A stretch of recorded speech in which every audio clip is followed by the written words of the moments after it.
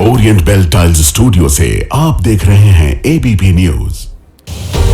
नमस्कार, स्वागत है आपका एबीपी न्यूज में। मैं उपदेश खबर गवाह है की शुरुआत करते हैं और खबरों को विस्तार से देखते हैं। बड़ी खबर आ रही है, दिल्ली धमाका केस से जुड़ी हुई गिरफ्तार आतंकवादियों की रिमांड 10 दिन और बढ़ा दी गई है। पटियाला हाउस कोर्ट में आतंकियों की पेशी करवाई गई। डॉक्टर शाहीन, मुजम्मिल, आदिल, मुफ्ती इरफान हुए थे पेश और 10 दिन की इनकी रिमांड को एक्सटेंड किया गया है। तो ये बड़ी खबर आ रही है दिल्ली धमाके से जुड़ी हुई।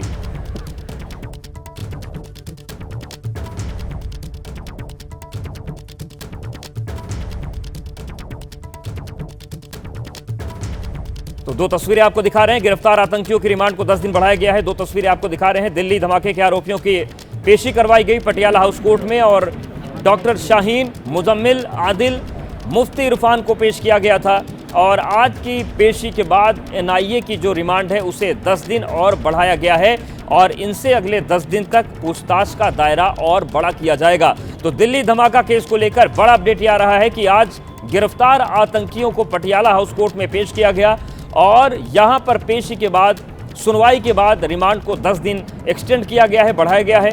पटियाला हाउस कोर्ट में आतंकियों की पेशी करवाई गई है और डॉक्टर शाहीन, मुजम्मिल, आदिल, मुफ्ती इरफान को पेश किया गया था और सुनवाई के बाद, पेशी के बाद कोर्ट की तरफ से 10 दिन की एनआईए रिमांड इनकी बढ़ा दी गई है।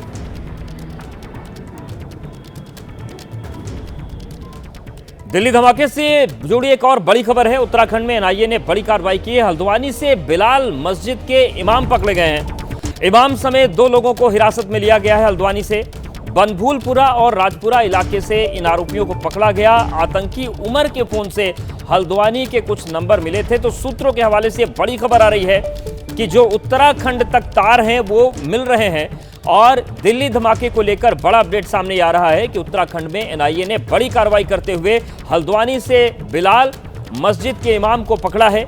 इमाम समेत 2 लोग हल्द्वानी से हिरासत में लिए गए हैं। बनभूलपुरा और राजपुरा इलाके से इन आरोपियों को पकड़ा गया है।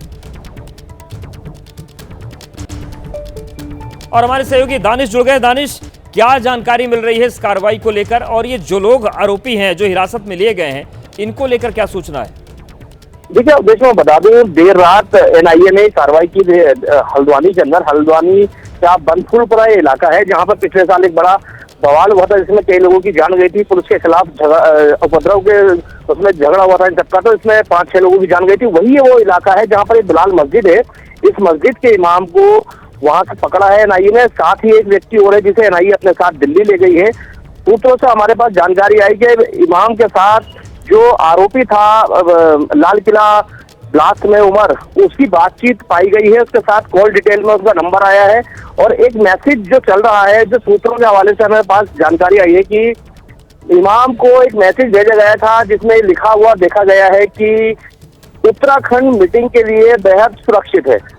तो इस मैसेज को लेकर के काफी एक शंका जताई जा रही है। अभी इसके बाद और भी कोई कार्रवाई उत्तराखंड के अन्य इलाकों में हो सकती है, क्योंकि अभी इस चीज से भी डिटेल निकाली जा रही है कि जो आरोपी था क्या वो उत्तराखंड के कई और इलाकों में गया है, क्योंकि कई ऐसे इलाके हैं जहां पर अभी भी शक जताया जा रहा है। जी अवधेश। बिल्कुल, तो नजरें बनाए रखिएगा। बहुत शुक्रिया दानिश आपका जानकारी और अपडेट्स को देने के लिए। तो बड़ी खबर सामने आ रही है और जैसा कि दानिश बता रहे हैं कि सूत्रों के हवाले से जो जानकारी मिल रही है, एक मैसेज मिला और उस मैसेज में कहा गया है कि उत्तराखंड मीटिंग के लिए काफ़ी सुरक्षित है, यानी कि उत्तराखंड की जो शांति है वो आतंकियों को सुरक्षित लग रही है। तो इस तरफ भी जाँच की दिशा बढ़ी है। बनभूलपुरा और राजपुरा इलाके से इमाम सहित 2 लोगों को पकड़ा गया है। आतंकी उमर के फोन से हल्द्वानी के कुछ नंबर मिले थे और उन्हीं नंबरों की जांच के बाद यह कार्रवाई की गई है।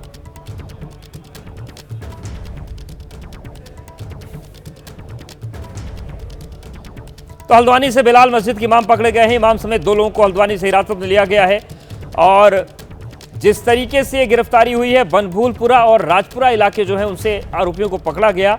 आतंकी उमर के फोन से इन लोगों का सुराग मिला, फ़ोन नंबर मिले थे, कुछ मैसेज मिले और उन मैसेज के बाद जब शक बढ़ा तो इस तरीके की कार्रवाई की गई है और उत्तराखंड में ये एनआईए की कार्रवाई की गई है। हल्द्वानी से इमाम सहित 2 लोगों को पकड़ा गया है। दिल्ली में लाल किले के पास कार धमाके को लेकर एक के बाद एक तेजी से कार्रवाई हो रही है। आतंकी डॉक्टर्स के ब्रिगेड पर शिकंजा लगातार कसा जा रहा है उनकी रिमांड बढ़ी है और उनसे पूछताछ करके नए सबूत जुटाए जाएंगे। इस बीच हर दिन मामले में सनसनीखेज खुलासे हो रहे हैं और ऐसा ही खुलासा मुर्दा को जिंदा करने वाला घोटाला। जी हां, यह सनसनीखेज खुलासा है अल फलाह यूनिवर्सिटी को लेकर जारी ईडी की जांच में। वो अल फलाह यूनिवर्सिटी जिसे आतंकी डॉक्टर ब्रिगेड का सेंटर कहा जा रहा है, उस अल फलाह यूनिवर्सिटी के चेयरमैन जवाद सिद्दीकी के तार अब एक जमीन घोटाले से भी जुड़ रहे हैं। तो अल फलाह की जमीन पर आंच है और जांच का जो दायरा है वो घूम फिर कर अल फलाह यूनिवर्सिटी तक ही जुड़ता है। और अब एक और जमीन घोटाले का जो मामला है वो अल फलाह से जुड़ा है। दरअसल यूनिवर्सिटी के जो चेयरमैन है जवाद सिद्दीकी, उसके तार अब एक जमीन घोटाले से जुड़ते हुए दिख रहे हैं। तो जैसे जैसे यूनिवर्सिटी को लेकर ईडी की जांच आगे बढ़ रही है, वैसे वैसे नई नई आर्थिक अपराध की परतें भी खुल रही हैं और वो अब जांच के दायरे में है। और इस वक्त बड़ी खबर है, जमीयत उलेमाए हिंद के प्रमुख मौलाना महमूद मदनी ने देश की अदालतों पर सवाल उठाया है और उन्होंने नया विवाद खड़ा कर दिया है। भोपाल में अपने संगठन के कार्यक्रम में मदनी ने कहा है कि सुप्रीम कोर्ट समेत देश की सभी अदालतें सवालों के घेरे में हैं। अदालतों पर सवाल उठाते हुए उन्होंने कहा कि अदालतों के फैसले से ऐसा लगने लगा है जैसे अदालतें सरकारों के दबाव में काम कर रही हैं। मौलाना महमूद मदनी यही नहीं रुके, यहां तक वो बोल गए कि सुप्रीम कोर्ट तभी सुप्रीम है जब वो लोगों के हक में फैसला दे। अगर सुप्रीम कोर्ट ऐसा नहीं करती है तो फिर वो सुप्रीम कहलाने का हकदार नहीं है। तो मौलाना महमूद मदनी ने सुप्रीम कोर्ट पर सवाल खड़े किए हैं और उन्होंने कहा है कि सरकार के दबाव में अदालतें काम कर रही हैं, ऐसा लग रहा है। सुप्रीम कोर्ट को सुप्रीम कहलाने का हक नहीं है, बात भी मौलाना मदनी ने कही है। और सबसे विवादित बात उन्होंने कहा कि जब जब जुल्म होगा तब तब जिहाद होगा। तो कुल मिलाकर ये उकसावे वाला बयान मदनी की तरफ से दिया गया है।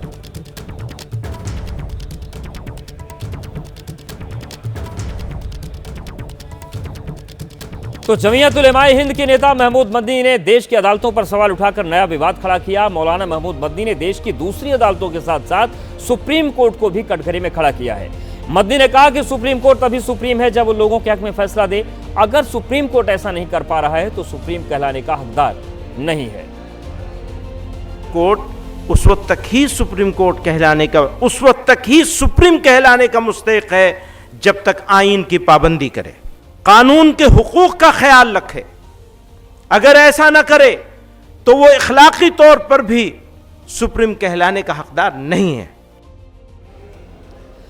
मौलाना मदनी ने अपने भाषण से लोगों में जोश भरने की कोशिश करते करते उन्हें भड़काने की कोशिश भी की। महमूद मदनी ने यह कह दिया कि दूसरों के कहने पर वंदे मातरम गाने वाले लोग मुर्दा कौम का हिस्सा हैं।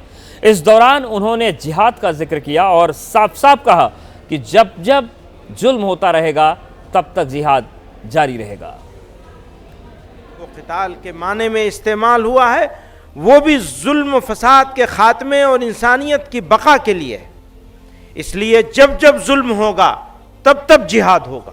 मैं इसको दोबारा कहता हूं, जब जब जुल्म होगा तब तब जिहाद होगा। मुर्दा कौमें मुश्किलात में मुब्तला नहीं होती, वो तो सरेंडर कर देती हैं। वो कहेंगे वंदे मातरम पढ़ो तो पढ़ना शुरू कर देंगे। तो ये पहचान होगी मुर्दा कौम होने की। और अगर जिंदा कौम है तो फिर हौसला बुलंद करना पड़ेगा।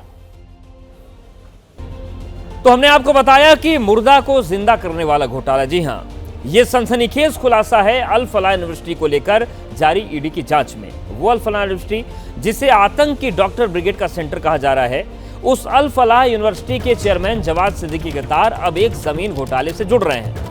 अल फलाह विश्वविद्यालय को लेकर सनसनीखेज खुलासा हुआ है। ईडी की जांच में जमीन सौदे को लेकर बड़ा खुलासा यह हुआ है कि जमीन सौदे के लिए फर्जी जीपीए का इस्तेमाल किया गया। ये ईडी सूत्रों के हवाले से खबर है। जानकारी यह भी सूत्रों के हवाले से मिल रही है कि मरे हुए लोगों के नाम पर पावर ऑफ अटॉर्नी बनाई गई और पावर ऑफ अटॉर्नी के जरिए जमीनों को हड़पा गया।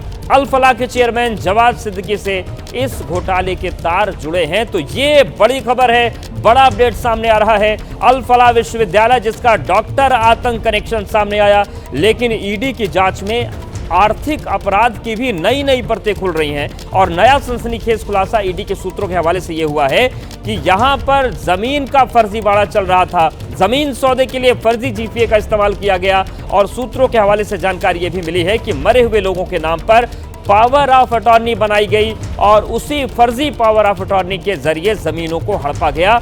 और इसका पूरा का जो पूरा तार है अल फलाह चेयरमैन के जवाद सिद्दीकी से ये तार जुड़ रहे हैं। तो अल फलाह के जो चेयरमैन जवाद सिद्दीकी हैं, जिनका इस तरीके का रिकॉर्ड पहले भी रहा है विश्वविद्यालय बनाने से पहले, उसके तार इस पूरे गड़बड़ झाले से भी जुड़ते हुए दिख रहे हैं। तो लगातार ईडी की जांच का दायरा बढ़ रहा है और अब खुलासा ये हुआ है कि अल फलाह का केवल आतंक वाला डॉक्टर कनेक्शन ही नहीं, बल्कि जमीनों की हेरफेर का मामला भी सामने आया है। तो आप देखिए, ये भी दिखा रहे हैं खसरा नंबर 792 मदनपुर खादर दिल्ली। यहां पर जमीन की गड़बड़ी का मामला सामने आया। तरबिया एजुकेशन फाउंडेशन के नाम उस जमीन को कर दिया गया और विश्वविद्यालय के चेयरमैन जवाद सिद्दीकी से पूरा फाउंडेशन जुड़ा है। फर्जी जनरल पावर ऑफ अटॉर्नी यानी कि जीपीए बनाई गई और उसके बाद ये पूरा जो मामला है ईडी की जांच में खुलता हुआ नजर आ रहा है। जीपीए की जो तारीख है 7 जनवरी 2004 लिखी गई है। जीपीए पर 7 जनवरी 2004 की जो तारीख है वो मेंशन है। दस्तखत या अंगूठे के निशान है, उसमें कई जो बातें हैं वो निकल कर सामने आ रही हैं। जमीन खरीद में बड़ा घोटाला हुआ, फर्जीवाड़े करके जमीन हड़पी गई, मरे हुए लोगों के नाम पर जीपीए बनाए गए। रिश्तेदारों से जब पूछताछ की गई और मुखबिरों को सक्रिय किया गया, तब पहली जो गिरफ्तारी हुई थी भोपाल के गांधीनगर से गिरफ्तारी हुई थी। भोपाल पुलिस इसमें जांच को आगे बढ़ाती है और उसके बाद फिर परतों को खुलने का सिलसिला शुरू हो जाता है। और अब जिस तरीके की बात सामने आ रही है कि जिनके दस्तखत या अंगूठे के निशान मिले वो भी जांच के दायरे में है। तो चलिए आपको दिखाते हैं कि कैसे जमीन के इस फर्जीवाड़े की जो पूरी कहानी है वो सामने आई। दरअसल 1998 में शिव दयाल नाम के एक शख्स की मौत होती है, लेकिन 2004 में उसके नाम से जीपीए तैयार किया जाता है और फिर उसी जीपीए के आधार पर जमीन का सौदा करके 2013 में रजिस्ट्री करवा दी जाती है। तो इस तरीके से पूरा खेल खेला जाता है। आप अंदाजा लगाइए कि जिस शख्स की 1998 में मौत हो जाती है, उनके नाम से जीपीए बना दिया गया 2004 में, यानी कि मौत के 6 साल बाद पावर ऑफ अटॉर्नी बनाई गई। फर्जी जीपीए से विनोद कुमार ने जमीन बेची और खसरा नंबर भी हम आपको दिखा रहे हैं कि किस तरीके से खसरा नंबर 792 था। सह मालिक बताकर मृतकों की हिस्सेदारी को भी भेज दिया गया, यानी कि जो 6-6 साल पहले जिनकी मृत्यु हो गई थी उनको हिस्सेदार बना के बेचा गया। 2004 में फर्जी जीपीए बनी और 2013 में उसकी रजिस्ट्री भी करवा ली गई। लेकिन अब सवाल ये उठता है कि फर्जीवाड़ा जो हो रहा था तरबिया एजुकेशन फाउंडेशन जिसने ज़मीन को खरीदा, अब इसमें सवाल यह है कि आखिर जिस तरीके से कागजों का खेल हुआ, इसमें कौन कौन से सरकारी विभागों की मिलीभगत है और किन लोगों ने इस फर्जीवाड़े में मदद की है।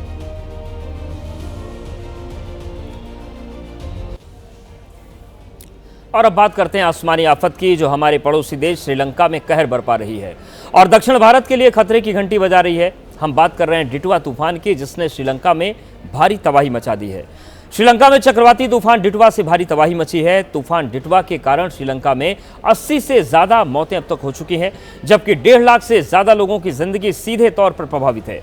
डिटवा तूफान की वजह से श्रीलंका में लगातार मूसलाधार बारिश हो रही है, जिससे न सिर्फ बाढ़ का संकट गहरा हो गया है, बल्कि लगातार लैंडस्लाइड जो हो रही है वो लोगों की मुश्किलों को बढ़ा रही है। तो ये 4 तस्वीरें हम आपको दिखा रहे हैं कि किस तरीके से लोग मुश्किल में हैं और जो डिटवा तूफान है वो इस वक्त जिंदगी को बेबस कर रहा है। सड़कें डूब गई हैं, सड़कों पर पेड़ गिर गए हैं और लगातार हो रहा जो लैंडस्लाइड है वो श्रीलंका के लोगों को जनजीवन को अस्त व्यस्त कर रहा है। लेकिन इसका असर दक्षिण भारत तक भी जा सकता है, इस बात की भी आशंका लगातार बनी हुई है। तो अब तक 80 लोगों की मौत हो चुकी है और लगातार जिस तरीके से तूफान का कहर बढ़ रहा है उसमें लोगों के जान और माल का नुकसान हो रहा है। 80 लोगों की मौत हो चुकी है, 40 लोग लापता बताए जा रहे हैं और सबसे अधिक जो नुकसान हुआ है वो श्रीलंका के बैडुला जिले में हुआ है। श्रीलंका के कई हिस्सों में हालात बिगड़ गए हैं, नदियों का जलस्तर खतरनाक स्तर पर है और कोलंबो समेत कई निचले इलाकों में रेड अलर्ट जारी किया गया है। अधिकांश ट्रेन सेवाएं भी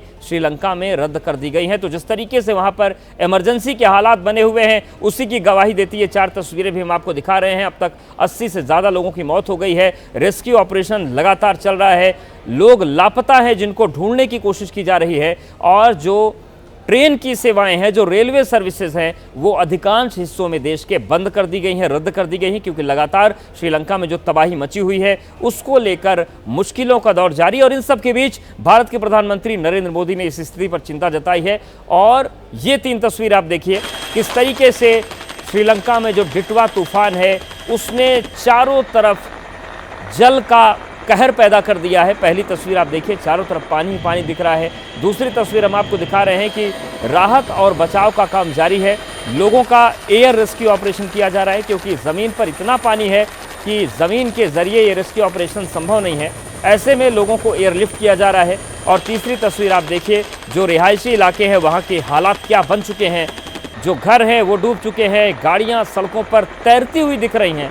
और आप देखिए जो कनेक्शन है शहरों का वो आपस में टूट गया है। और अधिकांश जो नदियां हैं श्रीलंका की वो इस वक्त उफान पर हैं, खतरे के निशान के ऊपर हैं। और यही वजह है कि जो परिवहन सेवाएं हैं उनको रद्द किया गया है। अधिकांश हिस्सों में जो रेलवे सेवा है उसको रद्द कर दिया गया है। कोलंबो समेत कई निचले इलाकों में रेड अलर्ट जारी किया गया है।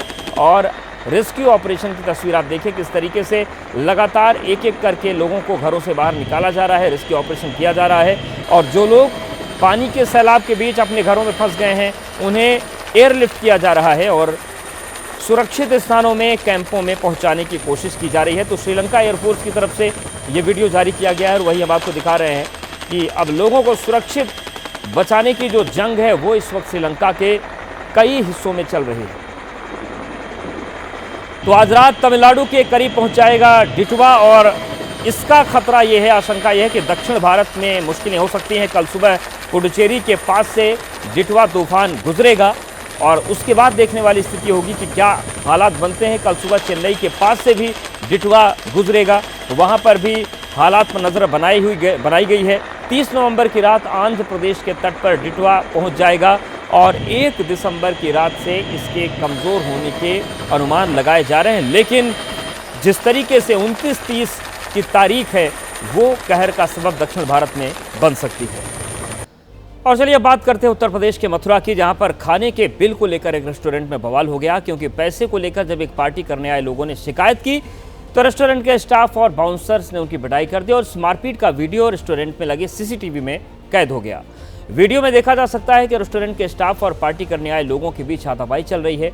वहीं दूसरी तस्वीर में रेस्टोरेंट के बाउंसर पार्टी करने आए लोगों को पीटते हुए नजर आ रहे हैं। ये पूरा मामला मथुरा के ट्रक रेस्टोरेंट एंड बार का है, जहां एक परिवार पार्टी करने के लिए आया था, लेकिन बिल को लेकर उसके रेस्टोरेंट के स्टाफ से कहासुनी हो गई और जब बात बढ़ी तो होटल प्रबंधन ने बाउंसर्स को बुला लिया और पीटना शुरू कर दिया। पीड़ित परिवार का आरोप है कि होटल के बाउंसर्स ने न सिर्फ पार्टी करने आए पुरुषों को पीटा, बल्कि उनके साथ आई महिलाओं पर भी हाथ उठाया गया। अब पुलिस इस पूरे मामले की जांच कर रही है। तो ये मथुरा की तस्वीर हम आपको दिखा रहे हैं। तो खाने को बिल को लेकर विवाद शुरू हुआ था, कहासुनी शुरू हुई थी, लेकिन उसके बाद जो होटल प्रबंधन है उसने बाउंसर्स को बुला लिया और आरोप है कि बाउंसर्स ने पुरुषों की भी पिटाई की और महिलाओं पर भी उन्होंने हाथ उठाया। तो ये पूरा जो मामला है मथुरा के ट्रक रेस्टोरेंट एंड बार का है। यहाँ पर एक परिवार पार्टी करने के लिए पहुँचा था और जानकारी मिल रही है आरोपों के मुताबिक बिल को लेकर कुछ कहासुनी हुई, बिल को लेकर विवादित स्थिति बनी और उसके बाद होटल प्रबंधन ने बाउंसर्स को बुला लिया और फिर पिटाई शुरू कर दी और उसी की अब तस्वीर सामने आ गई है। पुलिस इस पूरे मामले में जांच कर रही है और ये जानने की कोशिश कर रही है कि विवाद क्यों इतना आगे बढ़ा और इसमें कौन कौन से लोग ऐसे हैं जिन पर कानूनी कार्रवाई की जानी है।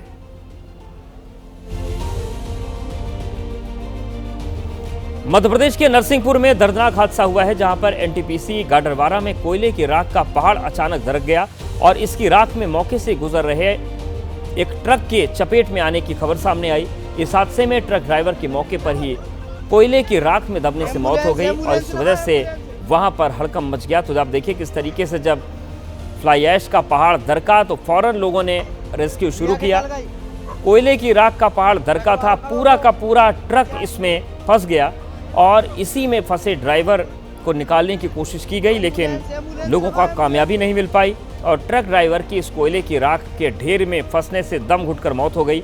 हादसा उस समय हुआ जब मृतक अपने डंपर में फ्लाई ऐश डस्ट लोड करा रहा था और वहीं ड्राइवर के शव को बाहर निकालने के बाद जेसीबी की मदद लेनी पड़ी और फिर कड़ी मशक्क़त के बाद शव को बाहर निकाला जा सका। तो एक ट्रक था जिसमें फ्लाई ऐश को लोड किया जा रहा था, लेकिन उसी समय पूरा का पूरा जो फ्लाई ऐश का पहाड़ था वो ट्रक पर आ गया। और आप देखिए कि इतना बड़ा हिस्सा फ्लाई ऐश का गिरा कि ट्रक दिख नहीं रहा है।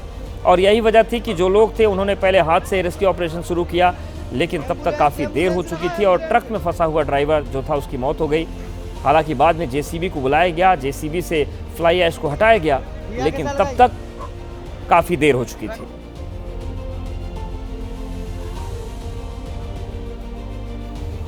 और अब बात करते हैं मध्य प्रदेश के रतलाम की, जहां के एक स्कूल में हुई घटना से सभी शिक्षकों को सबक लेने की जरूरत है। निजी स्कूल के एक छात्र ने स्कूल की तीसरी मंजिल से कूदकर खुदकुशी की कोशिश की। मामला रतलाम के बोधि इंटरनेशनल स्कूल का है। बताया जा रहा है कि बच्चा स्कूल में मोबाइल लेकर आया था। स्कूल प्रशासन का साफ साफ आदेश था कि बच्चा स्कूल में मोबाइल लेकर नहीं आएगा, कोई भी बच्चा स्कूल में मोबाइल लेकर नहीं आ सकता। बच्चे के पास मोबाइल मिला तो प्रिंसिपल के सामने उसकी पेशी करवाई गई। यहाँ पर प्रिंसिपल के सामने बच्चा गिड़गिड़ाता रहा, कान पकड़कर माफ़ी मांगता रहा, लेकिन इसके बाद भी प्रिंसिपल ने उसे माफ़ नहीं किया। बच्चे के माता पिता को स्कूल में बुलाया गया और इसी तनाव में बच्चे ने स्कूल की बिल्डिंग से छलांग लगा दी।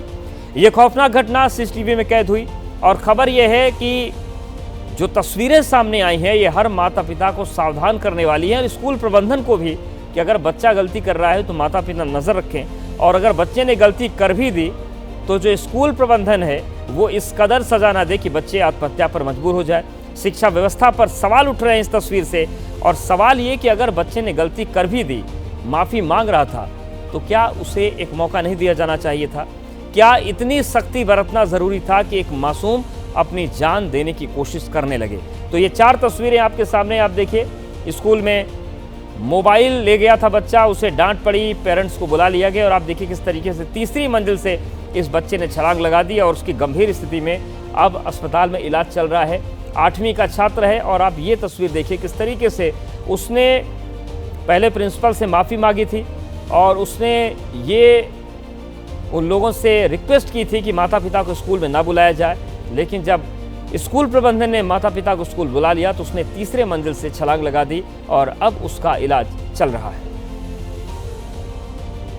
तो बेहद खौफनाक तस्वीर सामने आई है और ये तस्वीर कई सवाल अपने आप में खड़े करती है। आप ये देखिए, ये 2 तस्वीरें हैं। पहली तस्वीर आप देखिए, बच्चा गैलरी से जा रहा है और दौड़ते हुए गया हो, उसके अंदर इतना तनाव आ गया था कि माता पिता आएंगे तो ना जाने क्या होगा। और आप देखिए प्रिंसिपल के यहाँ से वो सीधे दौड़ते हुए सीढ़ी के ऊपर चढ़ा और देखते ही देखते जब तक कोई कुछ समझ पाता उसने छलांग लगा दी। और आप देखिए बच्चे का इंटेंशन साफ दिख रहा है कि वो दौड़ते हुए सीढ़ियों से ऊपर चढ़ता हुआ जा रहा है और थोड़ी ही की देर के बाद उसने तीसरी मंजिल से छलांग लगा दी और अब उसका गंभीर स्थिति में इलाज चल रहा है। तो ये मोबाइल पर जो सज़ा दी गई उसके बाद का साइड इफेक्ट सामने आया है। और इस पूरे मामले पर उस बच्चे की मां का और परिजनों का क्या कहना है वो सुनिए। मैं हॉस्पिटल में उसके बाद बच्चे से बात नहीं हुई। तो कुछ कितनी मंजिल से कुछ कूदा है सब ये बता रहे कूद गया स्कूल से। आप जब आपके पास फोन आया तब आपका मोबाइल का इस्तेमाल करना है या इस तरह की कोई बात? मोबाइल ले गया था स्कूल में, सब बता रहे थे। मैं जब पहुंचा तब पता चला एकदम से कि वो गिर गया है, तो हम उठा के उसको हॉस्पिटल ले गए। किस लिए बुलाया था स्कूल में, क्या बात कर रहे थे? अब वो बात ही नहीं हो पाई ना, हम मेरे स्कूल से किस मैटर में बुलाया था ये बात ही नहीं हो पाई। अब वो हो सकता है कि कोई शिकायत हो या फिर अभी इसको 8 दिन बाद नेशनल खेलने जाना था तो वो बात हो, उसके लिए बुलाया उन लोगों ने। तो बच्चे ने कुछ मालूम तो पड़ा होगा कि ऐसी कोई अभी तो वो कुछ बोल भी नहीं पा रहा है क्योंकि उसका शायद ये फ्रैक्चर हो गया है।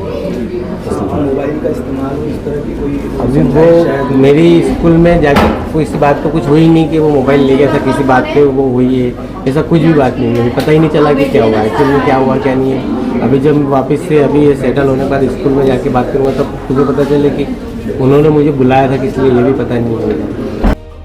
तो आप देख सकते हैं कि कैसे बच्चा प्रिंसिपल से डांट खाने के बाद, अब ये देखिए एक और तस्वीर सामने आ गई है। ये जो पहली तस्वीर आप देखिए, बच्चा गैलरी से आता हुआ दिखेगा और दूसरी तस्वीर में दिख रहा है कि किस तरीके से उसने तीसरे मंजिल से छलांग लगा दी। तो स्कूल का जो सीसीटीवी है उससे अब एक एक चीज़ सामने आ रही है। हालांकि रतलाम में फिर जो नाराज़ लोग थे वो स्कूल के बाहर पहुंचे, उन्होंने प्रदर्शन भी किया है। तो 2 तस्वीरें आपको दिखा रहे हैं। पहली तस्वीर कूदने का जो सीसीटीवी है वो हम आपको दिखा रहे हैं। बच्चे ने तीसरे मंजिल से छलांग लगा दी क्योंकि बच्चा डर गया था बात सामने आ रही है कि वो स्कूल मोबाइल लेकर पहुंचा था, उसे डांट पड़ी, उसने माफ़ी मांगी, लेकिन जब पेरेंट्स को बुलाया गया तो उसके बाद इस बच्चे ने तीसरे मंजिल से छलांग लगा दी।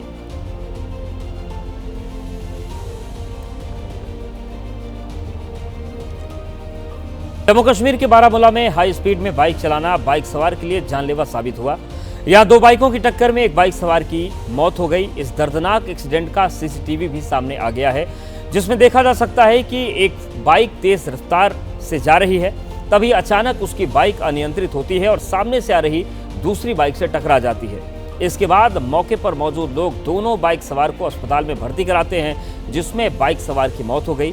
सामने आई तस्वीर और मौके पर मौजूद चश्मदीदों की माने तो बाइक सवार तेज रफ्तार में बाइक चला रहा था, वहीं रास्ते में थोड़ी फिसलन थी जिससे उसका बैलेंस बिगड़ गया और उसका सिर दूसरी बाइक के निचले हिस्से में लगा और इसकी वजह से उसकी मौत हो गई। तो ये तस्वीर हम आपको दिखा रहे हैं जम्मू कश्मीर के बारामूला की, जहां पर तेज रफ्तार से बाइक आ रही थी, बैलेंस बिगड़ गया, दूसरी बाइक से टक्कर हुई और फिर ये टक्कर जानलेवा साबित हुई। आप देखिए किस तरीके से बीच सड़क पर यह हादसा हुआ।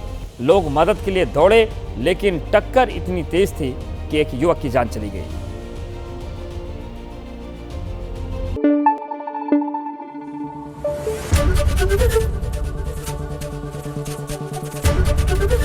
एबीपी न्यूज आपको रखे आगे।